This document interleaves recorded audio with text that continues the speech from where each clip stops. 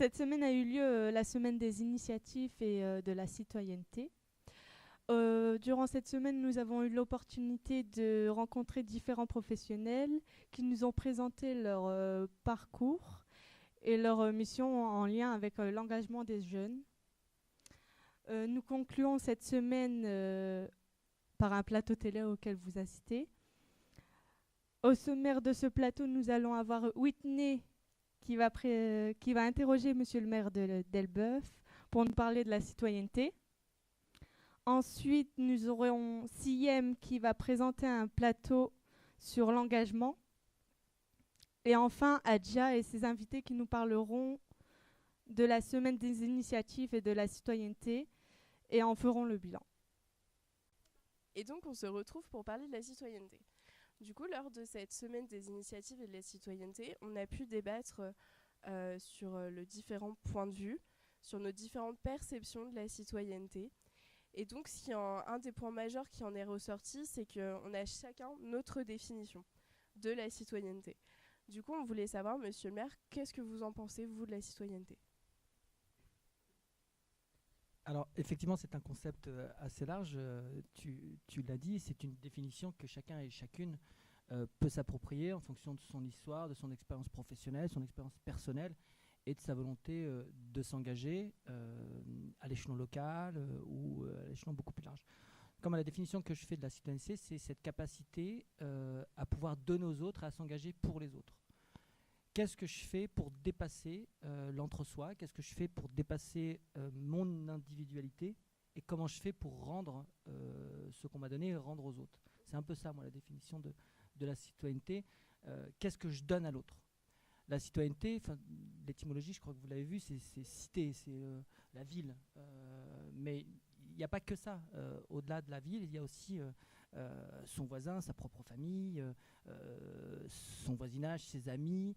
Et si on veut dépasser la cité, il y a d'autres moyens d'être citoyen. On est citoyen du monde. Et ça ne se limite pas à la cité. Donc c'est qu'est-ce qu'on peut et qu'est-ce qu'on doit donner aux autres. Très bien, merci. Et toi, Adja, t'en penses quoi de la citoyenneté? Parce que tu es une des jeunes qui a participé à cette semaine. Et du coup, je voulais revenir sur toi, ta perception, parce qu'on en a vu plusieurs. La citoyenneté, c'est un ensemble de droits et de devoirs qui engagent les citoyens dans leur quotidien, dans une perspective individuelle ou collective. Très bien, merci. Je vais revenir sur le fait que vous avez dit que c'était l'individuel qui partage aux autres. Donc il y a une forme de collectivité. Jules, est-ce que tu peux nous donner ton point de vue là-dessus, s'il te plaît? Alors oui, très bien. Donc pour moi, il y a quelque chose qui est très simple, comme vous l'avez très bien cité, on est tous citoyens du monde, et le monde est une collectivité finalement. On est tous ensemble, on travaille tous ensemble et on avance tous ensemble. Donc je pense que la première des choses qu'il faut savoir pour moi dans l'engagement et dans la citoyenneté, c'est le fait de travailler seul pour tout le monde. Donc qu'on le voit avec le vote, par exemple, comme on en a discuté cette semaine, où chacun va voter, mais pour à la fin élire quelqu'un qui va représenter tout le monde. Si on prend un deuxième exemple, on voit comment sont constituées aujourd'hui les collectivités territoriales, l'État. Il n'y a personne qui dirige seul. Chacun dirige une partie d'un pôle, et donc c'est l'ensemble qui fait que le monde avance. Voilà à peu près le point de vue que je pourrais vous donner. Est-ce que quelqu'un veut rebondir ou... Oui, juste la citoyenneté, à mon sens, faut pas, et c'est un élu qui vous dit ça, elle ne se limite pas simplement à l'engagement, à l'acte de voter. On peut être citoyen sans voter. Il y a des gens qui ne votent pas, par choix. Et c'est un choix qu'on doit respecter. Moi, je ne suis pas favorable, mais en tout cas, il doit être respecté, ce choix-là. Mais on peut être citoyen au-delà du fait simplement de voter. Il ne faut pas limiter la citoyenneté à des droits ou des devoirs. Et le premier droit qu'on évoque souvent quand on parle de citoyenneté, c'est le vote. Il n'y a pas que ça. Il n'y a pas que ça. Très bien. Du coup, je vais passer à une autre question. En fait, on a parlé lors des semaines de l'initiative, de nos différents parcours, de nos différents projets. Et on voulait vous poser comme question, monsieur le maire, à la base, avant d'être maire, c'était quoi votre projet initial? Qu'est-ce que vous aviez envie de faire? J'espère que vous avez 2 heures. J'ai eu un parcours moi, un peu atypique. Je me suis engagé très jeune. Sur un plan politique et sur un plan associatif, j'ai été président d'une association de quartier. J'avais 18 ans et demi. Voilà. Et c'était le comité d'organisation du quartier du Puchot. Il y avait 2 axes. C'était un club de foot qui existe encore aujourd'hui et j'en suis extrêmement fier. Et un club de pétanque avec des seniors. Donc pendant un peu plus d'une année, il m'a fallu découvrir les règles d'une présidence associative, de travailler avec un collectif, de respecter aussi les différents adhérents. Donc je suis parti vraiment très jeune en m'engageant par la vie associative. Et dans le même temps, j'étais animateur. Voilà. Tu t'en souviens. Et à l'origine, effectivement, j'ai fait des études pour être enseignant. Et j'ai arrêté mes études tout simplement parce qu'un jour, il a fallu que je choisisse entre respecter l'engagement que j'avais pris avec des jeunes du quartier de Parc Saint-Cyr, pour lequel on avait fait un projet, et mes examens. Donc j'avais travaillé pendant 1 an avec un groupe de 10 jeunes. Et au moment du départ, au moment du séjour, mes examens sont arrivés. Donc il a fallu que je choisisse et j'ai choisi de partir avec les jeunes et de respecter mes engagements. Ma mère m'a fait la tête pendant une semaine, mais c'est à ce moment-là que j'ai fait le choix en disant, mais écoute, de toute façon c'est ce métier-là que tu veux faire, tu t'éclates là-dedans, il faut que tu te professionnalises dans ces métiers-là et arrête de vouloir être instite. Et après vous êtes et après je me suis engagé dans la politique. Voilà. Très bien, je vous remercie.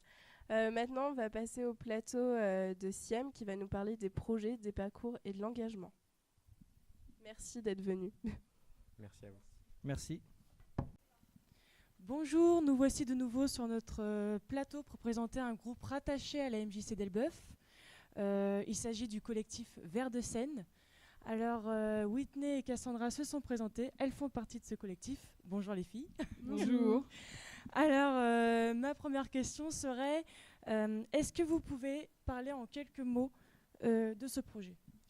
Alors, en fait, Vert de Seine, c'est un groupe qui a été créé suite à un projet international en 2014. Donc, c'est un groupe composé de jeunes à partir de... On accepte les membres à partir de 16 ans jusqu'à pas d'âge, en quelque sorte. Et en fait, on a eu envie de continuer à échanger, à faire des actions sur l'environnement en général. Mais Cassandra va plus vous développer les actions justement, qu'on fait. Voilà. Ma seconde question était, quel type d'action pouvez-vous mener au sein de ce groupe ? Alors, on fait beaucoup d'opérations nettoyage. Donc, on va dans des lieux de l'agglomération pour ramasser les déchets qui s'y trouvent. Donc là, notre dernière action récemment, c'était à Cléon, dans le bois, à côté de l'hippodrome. Ensuite, on participe beaucoup à des manifestations qui sont organisées par la MJC. Et donc, comme les journées des développements durables, le village des sciences, etc. Et sur ces actions-là, on fait de la sensibilisation de l'environnement, au ramassage des déchets, au tri des déchets, sous des formes ludiques, avec des petits jeux, etc. Et on fait aussi des projets à l'international, parce qu'on a un projet en cours avec le groupe l'Étoile culturelle d'Agbou, qui se trouve en Algérie. Et là, cet été, ils font une opération Sensi-Plage, où ils sensibilisent les Algériens au ramassage des déchets sur les plages. Et comme ce groupe-là travaille beaucoup avec la MJC d'Elbeuf, ils nous ont proposé de participer à ce projet. Donc ce serait pendant le mois de juillet, et c'est à peu près tout. D'accord, donc non seulement votre collectif travaille au sein de notre territoire, mais en plus il s'engage à l'étranger. C'est exact. D'accord. Bon, écoutez, je vous remercie beaucoup pour cet entretien. Alors, je vais désormais présenter 2 membres du conseil d'administration de la MJC, donc Cassandra, et monsieur Pigeon-André. Bonjour monsieur, merci d'être avec nous. Alors, ma première question serait toute simple. Pourquoi avoir voulu rejoindre le conseil d'administration ? Je dois avoir 18 ans de présence.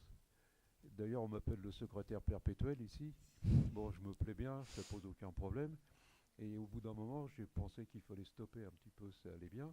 Mais j'ai eu énormément de mal à partir, de quitter les amis, et ça me gênait.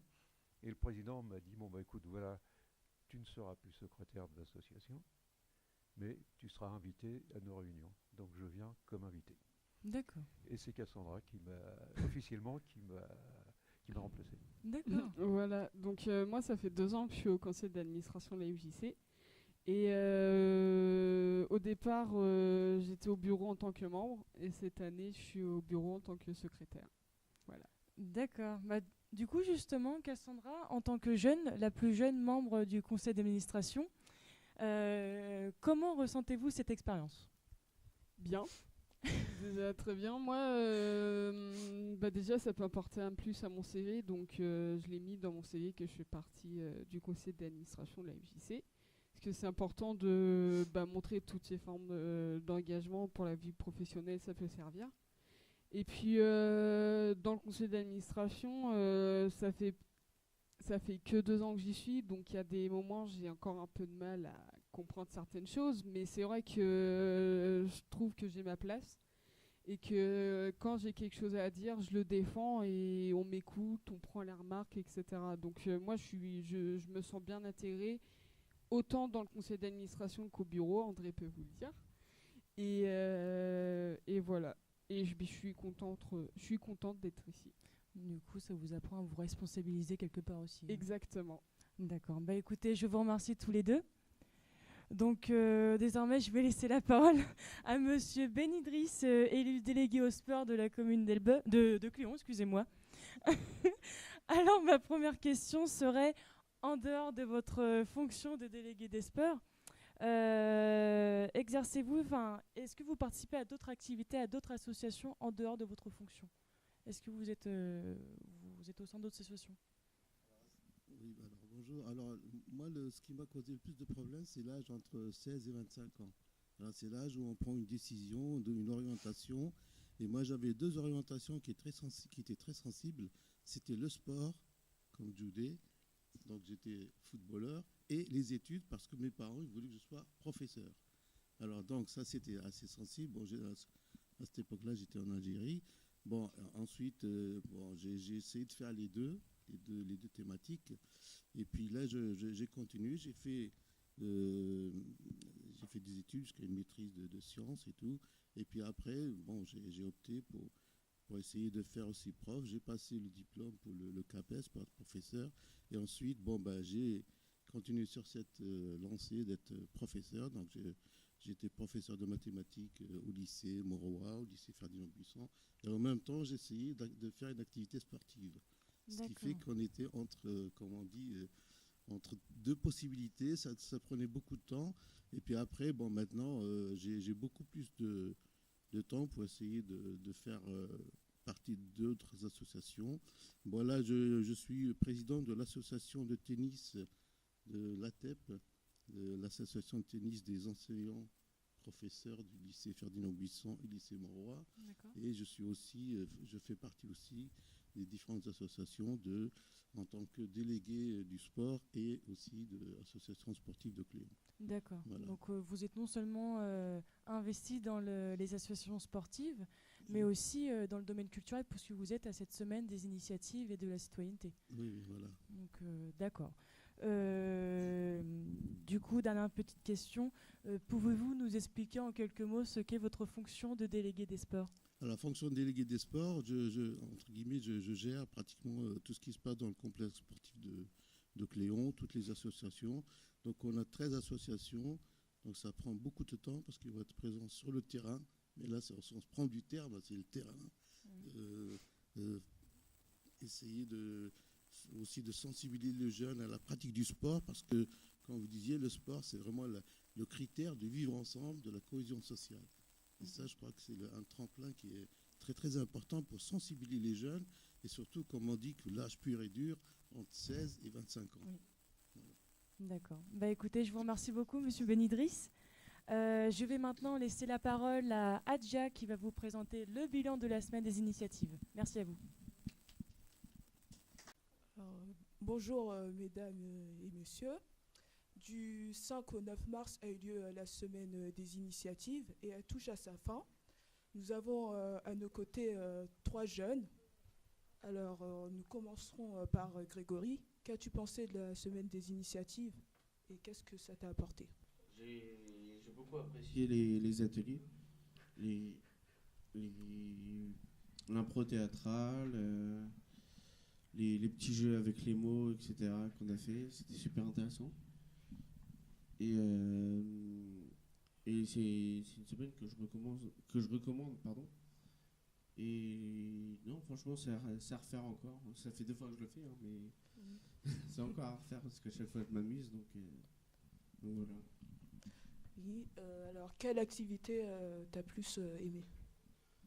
Comme je l'ai mentionné, j'ai plus apprécié l'impro théâtrale pour ce que je veux faire. Donc je travaillais dans l'audiovisuel et aussi un petit peu dans la comédie. Et puis l'impro théâtrale, il n'y a pas de secret, hein. C'est un peu le secteur, on va dire. Oui.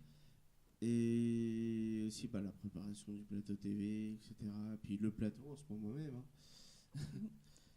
D'accord. Est-ce que tu as un projet professionnel l'audiovisuel, oui. justement. D'accord. Et tu penses tu vas recommencer cette semaine les initiatives? Si je peux, oui, clairement. D'accord. Si je peux pas, malheureusement, mais j'essaierai au moins de venir assister, au moins, si je peux. Merci Grégory. Nous passons la parole à Caroline. Bonjour. Bonjour. Après le bilan de Grégory, qu'est-ce que tu peux dire sur la semaine des initiatives? Ça m'a beaucoup plu. J'ai appris beaucoup de choses. Mhm. Et on s'entend tous très bien, on a une bonne entente chacun. D'accord. Est-ce que tu as une activité en particulier qui t'a ça m'a apporté déjà beaucoup de choses, comme passer un entretien d'embauche. C'était la première fois que je le faisais. J'ai appris ce que c'était la citoyenneté. Ça m'a aidé pour mon projet professionnel. Maintenant, je sais où chercher les informations, oui. Où aller. Et puis voilà. En plus, tu es jeune, alors est-ce que tu as, suite aux activités que tu as pu voir, est-ce que tu as une activité, tu as un projet professionnel Oui. Dans le domaine de la mode, le stylisme. D'accord. Merci beaucoup. Nous passons la parole à Siem. Bonjour. Bonjour, présente-toi. Comment tu as participé à la semaine des initiatives? Oui. Alors, je peux vous dire ce que ça m'a apporté déjà. Cette semaine des initiatives, elle n'était pas prévue pour moi. On me l'a proposée, j'ai accepté. En fait, pour moi, cette semaine, ça a été une semaine vraiment d'échange. Je suis assez introvertie de nature et là, ça m'a vraiment permis de m'ouvrir aux autres, de participer avec un groupe en communauté. J'ai particulièrement apprécié, donc je vais répondre à tes questions. Oui. J'ai particulièrement apprécié, c'est le terme d'improvisation qui permet vraiment de se détendre, de se lâcher, de se dire que voilà, on est là aussi pour s'amuser. C'est une façon ludique d'apprendre en s'amusant. Et j'ai aimé aussi la simulation d'entretien. Moi, qui a passé que très peu d'entretiens, ça m'a permis de me mettre à l'aise, surtout que je l'ai fait en anglais, donc c'était encore plus dur. Et mon projet par la suite, ça serait de faire un service volontaire européen. Donc déjà, je suis déjà dans un esprit de communauté. Donc ça t'a beaucoup apporté au niveau professionnel. Oui, de ce point de vue-là, oui. J'avais déjà mon projet professionnel avant d'arriver. Mais là, du coup, je me suis dit, je suis à l'aise en communauté. Donc je suis prêt à le faire. D'accord. Merci beaucoup. Au cours de ce plateau télé, il y a eu 3 points forts autour de la citoyenneté. Au-delà des mots et de la définition du dictionnaire, c'est un concept que chacun s'approprie. Ensuite, il y a eu l'engagement. L'engagement, c'est un choix. Et c'est une façon pour chaque citoyen de s'exprimer. Le bilan, c'est la finalité de la semaine a été d'amener les jeunes aux notions d'engagement, d'initiative et de la citoyenneté. Le plateau télé est fini et on voudrait remercier la MJC pour son accueil et son organisation, Alice qui organise cette semaine et pour les bons moments qu'on a passés avec, Déborah pour sa simplicité et son aide, les invités qui ont répondu à nos questions, les intervenants, Dominique Forfait et François Hervé, et aux responsables des autres pôles. Merci, au revoir.